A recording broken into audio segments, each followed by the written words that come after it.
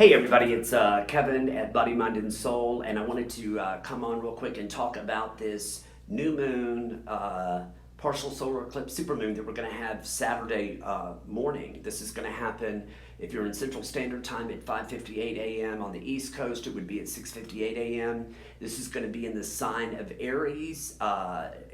New moons happen every month when the sun and the moon are in the exact same sign at the exact same degree.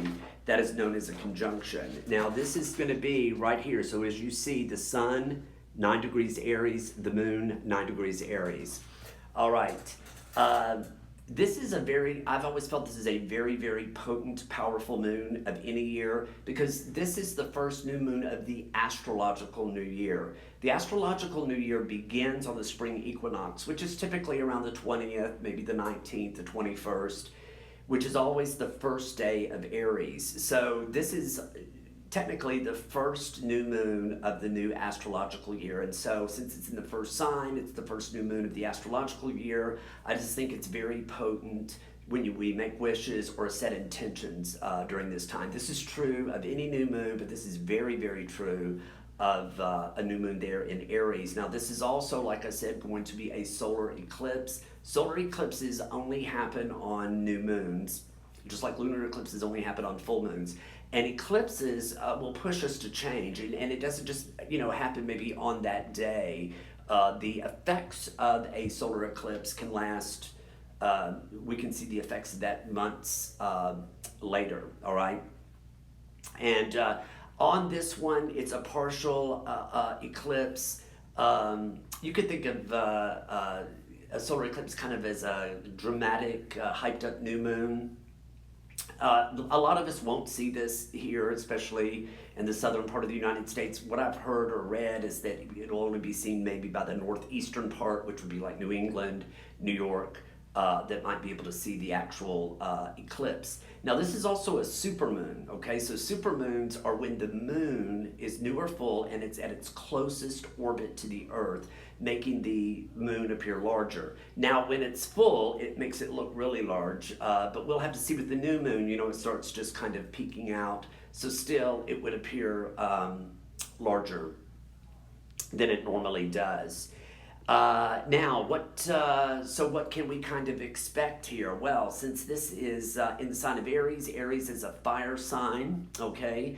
And what this means is this new moon can be kind of dramatic and passionate. Boldness and courage are key words linked to the fire element, so we could be called to act courageous during this lunation.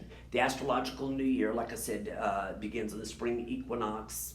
And like I said before, this is the kind of the first new moon of the astrological new year. So this is a great time to make your wishes. And it's also like I said, a supermoon. So it's the first moon of the new year. It's in Aries in the first sign. It's an eclipse, and it's also a supermoon. So I just feel like this is going to be have a lot of power behind it here. And Aries, okay, is linked to the first house of the astrological chart. That's the part of your chart that deals with me, the physical body. The opposite over here is the 7th house, which is we, all right? And Aries is ruled by Mars. And in Roman mythology, Mars is the planet of war, okay? He was the warrior.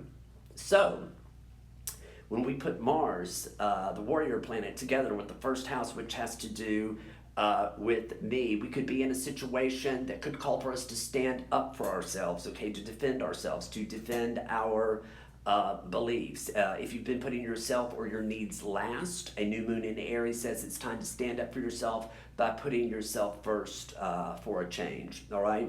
Now, the other thing that's going to happen the next day on March 30th is Neptune is going to move into the sign of Aries. And this is really pretty monumental because, first of all, it takes Neptune 165 years to go through all 12 signs. Okay, it's a very slow-moving planet.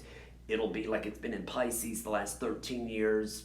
This is why they're called Neptune, Pluto, and Uranus are called generational planets because an entire generation, a lot of times, is born under a particular Neptune sign or Pluto sign because it stays so long in that particular sign. Well, it's left Pisces, all right? That's where it's been the last 13, 14 years. Now, Pisces, very mystical, very spiritual. So spirituality, was huge. Many people were being called to start seeking a spiritual path, okay? Now that Neptune is going into Aries, we're starting this whole new spiritual cycle for humanity, is what I feel. And Aries is about action, okay? So the way I see it is we're not really seeking anymore, so to speak. We are on the spiritual path now, okay? We've read the books, we've been to the workshops, we've listened to the audiobooks, we've done all of that. Now we are officially, Neptune and Aries says we're on the path, and we're going to have to start putting those principles into action, okay? And because Aries is a very strong sign, it also means that we're going to have to be very strong, we're going to have to be very courageous, and we're going to have to be very vigilant. Aries says no crybabies. So anyway, that's it. I hope you all have a good new moon, supermoon, partial eclipse in Aries, and we hope to see you at the store soon. Take care.